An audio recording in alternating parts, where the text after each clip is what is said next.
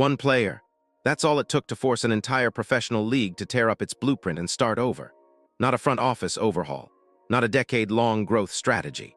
One 22-year-old point guard from Des Moines, Iowa walked into the WNBA, and within 60 games, every salary structure, every television contract, every attendance record, and every assumption about what women's basketball could be had to be completely rewritten. Diana Taurasi told the world reality was coming for her. Nike sat on her signature shoe for over 2 years. Her own head coach allegedly clashed with her behind closed doors. Trade rumors swirled around her name in the middle of a winning streak. And through all of it, Caitlin Clark just kept making everyone who doubted her eat their words. This is how one rookie broke an entire league wide open.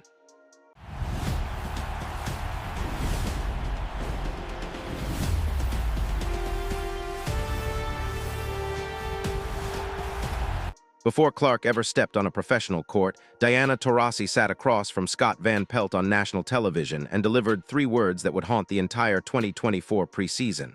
Reality is coming. And honestly, she had every right to say it. 20 years in the league, 3 championships, 6 Olympic gold medals, the all-time leading scorer in WNBA history. If anyone on this planet had the authority to look at a rookie and say, slow down, the pros are different, it was Taurasi. Most analysts agreed. The consensus was simple. Clark would be good eventually, but the transition would humble her the way it humbles everyone. Except it didn't. After actually sharing a court with Clark after watching her operate up close, Taurasi's tone completely shifted. She called Clark's young career nothing short of remarkable, praised her work ethic. Said the future was super bright. When the greatest scorer in league history goes from reality is coming to she's remarkable in under a year, something genuinely extraordinary is happening. Look, SVP, reality is coming. Okay. There's levels to this thing, and that's just life. We all went through it. Of course. And you see it on the NBA side, and you're going to see it on this side, where, you look superhuman playing against 18-year-olds, but you're going to come with some grown women that have been playing professional basketball for a long time. What Clark did next proved that reversal wasn't premature. It was overdue. Clark didn't just have a solid rookie year. She systematically dismantled records that had stood for decades and replaced them with numbers that might stand for decades more. She set the single-season assist record with 337, broke the rookie scoring record with 760 points, became the first rookie in WNBA history to record a triple-double, then did it again just to prove the first one wasn't a fluke. She drilled 122 three-pointers, the second most ever hit in a single season regardless of experience. Dropped 19 assists in one game, a number nobody saw coming from a first-year player. She became the fastest player in league history to reach 200 points, 75 rebounds, and 75 assists, doing it in just 15 games. The 300-100-100 milestone took her 19, near unanimous Rookie of the Year.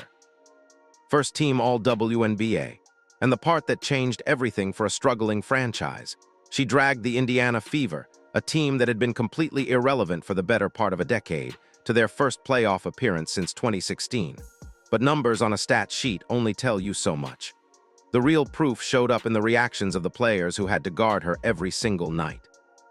A'ja Wilson, arguably the best player on the planet right now, back-to-back MVP, used her time at the 2024 All-Star Game to pick Clark's brain. Called her one of my favorite players in the league. Think about that. The reigning MVP studying a rookie's mind.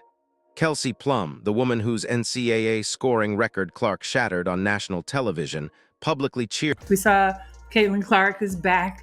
She just had 32 points. That was crazy. 8 rebounds, 9 assists. I mean, right there, almost having another triple-double. How hard is it or fun is it to play against Cece out there? Yeah, I mean, I haven't played her this season. You haven't played her this season? Okay. No, only had a chance to play her last season, but I mean, she brings the show, literally with her game and then also with the fans on the road. Funny story. We played Indiana in Vegas last season, and my dad, he's a little bit of a a firecracker. Okay. And he, that's where you get it from? Yeah, I might get it from my dad, my mom too. And he was at a bar and someone was wearing a Indiana Fever 22 jersey. He was wearing Aces at the time, number 10. And my dad said, "Hey, I just want to let you know." He didn't tell me this till after the game. But he went up to the fan. He said, "I just want to let you know, the Aces got it tonight." And the fan was like, "We'll see about that." And I guess we happened to play and we won. And after the game, of all the people, he ran into that same fan. Oh, wow. After the game, and he was like, "What'd I tell you? What'd I tell you?" But no, I mean, playing against great players in this league is always super fun. Like, as a competitor, I know you look forward to just going toe to toe with people. Her on while she was breaking it. Called the road atmosphere Clark generates unlike anything she'd ever experienced. And Paige Buchers, Clark's closest generational rival, went out of her way after losses to praise Clark's resilience and the sellout culture she creates at every arena. Before going further, if you're enjoying this video, don't forget to smash that subscribe button. It really helps us keep bringing you the content you love. Share this video with your friends so they don't miss out on all the drama and excitement. When your rivals, the players whose records you erased, and the most dominant force in the sport are all independently saying the same thing about you, that's not manufactured hype. That's a unanimous verdict. And what Clark was doing off the court was somehow even more staggering. In 2024, over 54 million viewers tuned into WNBA broadcasts across the season. Fever home games averaged over 17,000 fans per night. League-wide attendance surged by 4 times compared to the previous. Yeah, well, I've been a fan of her since she's been in college, and we exchanged while she was in college because I just love hoopers. You guys obviously see my game, and I see a lot of similarities. She knows how to get a bucket. She can create for herself. She can create for her teammates, and I just love her game, and it's fun playing against her. She brings a crowd every time, so I'm definitely gonna show up. But playing with her, I kind of just got to pick her brain a little bit and just see how she thinks and just how she moves as a teammate. And she's an amazing player. Indiana's definitely lucky to have her, but that's dope for her. She's told me she's liked me a lot, in college and stuff, but that's dope for her to show that praise, on TV and stuff. So she's one of my favorite players in the league as well. Clark's jersey outsold every single WNBA player and trailed only Steph Curry across all of basketball, men and women combined. Her economic impact on Indianapolis alone was estimated at over $36 million.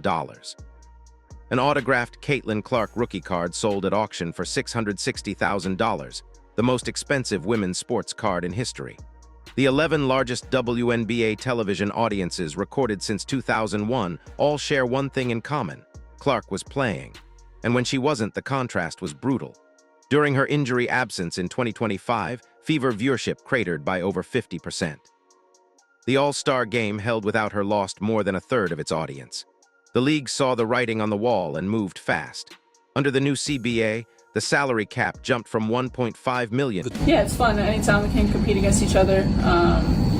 We're two competitors who just want to win and who have grown up to be playing against each other, playing with each other. So it's great. And the environment's great here. I feel like every game is a sellout. And so they have a great home court advantage. So overall, yeah, great environment. Paige, have you talked to Caitlin at all? She went through some of the injury stuff that she has this year. Have you talked to her, offered any support or anything like that?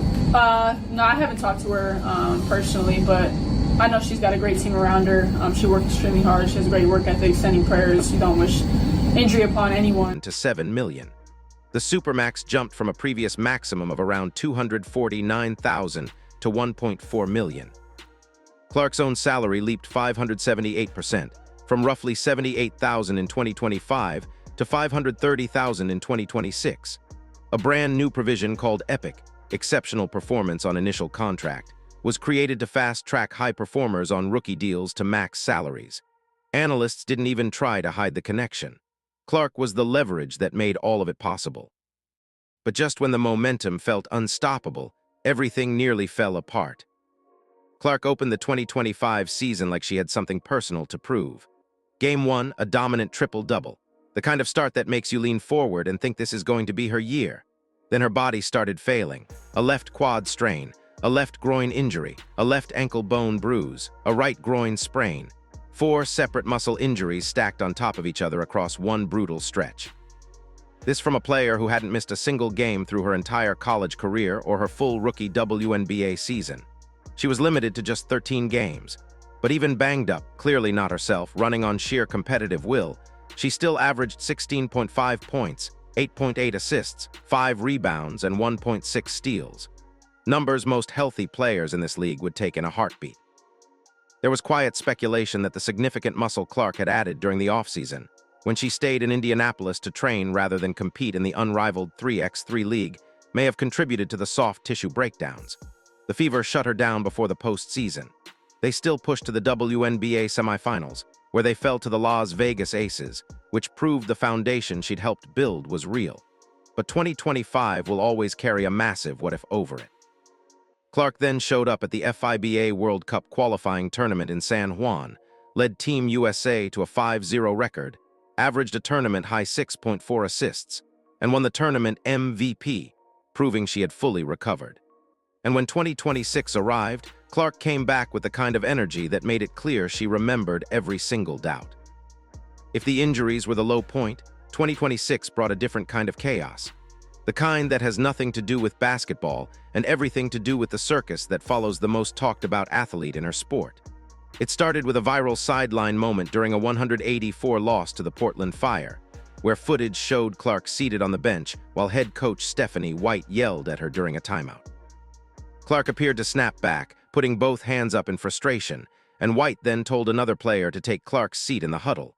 The internet exploded. Then Jason Whitlock dropped a bombshell claim that the Fever were planning to trade Clark to the Los Angeles Sparks. That post alone racked up over 2.2 million views. Even Mitchell Thompson, the two-time NBA champion, chimed in, tweeting he'd heard from a reliable source that the Fever didn't want Clark anymore and urged the Sparks to go get her immediately. Clark shut the noise down after a loss to the Liberty, saying, "I don't really know why we're still on this." Teammate Sophie Cunningham confirmed that Clark and White hugged it out that same night and moved on, calling it a competitive moment that got blown out of proportion. And then, just as the dust was settling, something else happened. On the night Clark debuted her long-awaited Nike Caitlin 1 signature shoe, head coach Stephanie White showed up wearing custom Nikes with her own old jersey number 22 and her last name on them. Fans called it a calculated attempt to upstage her own star. Many of the rest of the team reportedly wore Caitlin 1s in support. The optics were undeniable. Through all of it, Clark's response was the same. She played. Wearing her new electric blue Caitlin 1s for the first time, she finished with 26 points and 7 assists. After sitting at 5-5, the Fever ripped off 4 straight wins, and the only conversation that mattered was back on the court.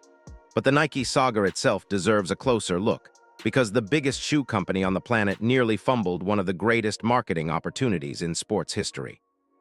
Clark signed a deal with Nike worth $28 million in 2024, reportedly the richest individual sponsorship in women's basketball history. And then they did almost nothing with it. For over 2 years, one of the most marketable athletes on the planet sat without a signature shoe. Minimal national advertising, one standalone commercial. That was it. When the Caitlin 1 was finally unveiled, Clark told ESPN, "This is like your debut album, you want it to be killer." The shoe launches globally on October 1, 2026. Clark asked Nike for help in 3 key areas for the design: speed, range, and unpredictability. The shoe features layered Nike swooshes that create a hidden CC on the lateral side, with small C-shaped raised elements that ripple across the upper, while the medial side transitions to tiny number 2 graphics honoring her jersey number.